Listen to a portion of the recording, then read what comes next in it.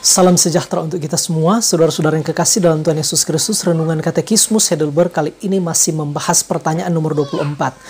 Pertanyaannya adalah, bagaimana pasal-pasal iman Kristen ini dibagi? Jawabannya, dibagi menjadi 3 bagian. 1. Allah Bapa dan penciptaan kita. 2. Allah Anak dan penebusan kita. Yang ketiga, Allah Roh Kudus dan pengudusan kita. Dan untuk renungan kali ini akan memberi penekanan pada Allah Anak dan penebusan kita. Aku percaya kepada Allah Anak dan penebusan saya. Saudara-saudara yang kekasih dalam Tuhan Yesus Kristus, di dalam Yesaya 53 ayat 2-4 ditulis begini. Ia tidak tampan dan semaraknya pun tidak ada, sehingga kita memandang dia, dan rupa pun tidak, sehingga kita menginginkannya.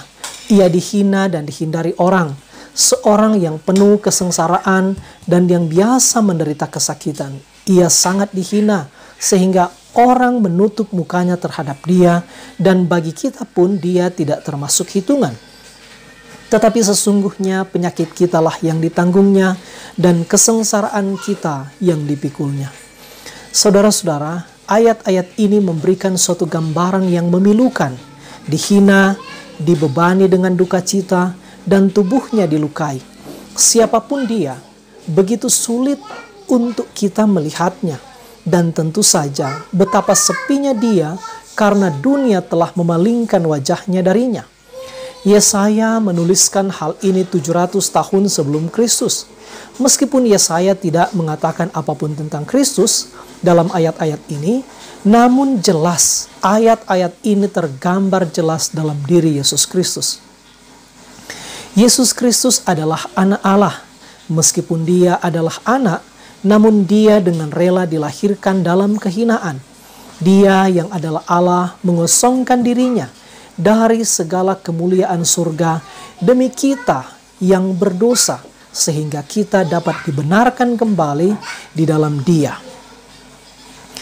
Saudara, bayangkan di hadapan Anda ada sebuah hotel prodeo, penjara, dengan beribu orang yang dipenjarakan di dalamnya. Mereka ada di sana karena kejahatan mereka.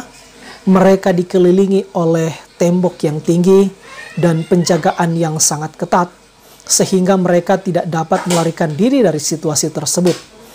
Jikalau mereka mencoba melarikan diri, mereka akan berhadapan dengan para sipir penjara yang sudah siap dengan senjata mereka.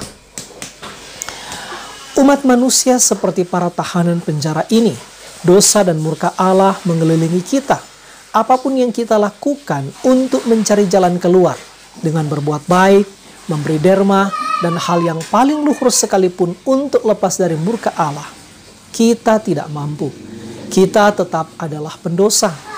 Meskipun demikian, Allah dalam kasih-Nya yang besar telah merencanakan jalan keluar yang mulia bagi manusia. Saudara-saudara, ketidakmungkinan bagi manusia itu telah dibuat mungkin oleh Allah. Keselamatan yang Allah telah janjikan digenapi dalam Kristus. Jikalau Anda percaya kepada Yesus Kristus sebagai anak Allah, dan Anda menghormati penderitaan dan kematiannya di atas kayu salib sebagai hukuman ganti Anda, maka Anda pasti diselamatkan. Saudara-saudara, Allah memberikan Kristus bagi kita untuk membebaskan kita dari dosa.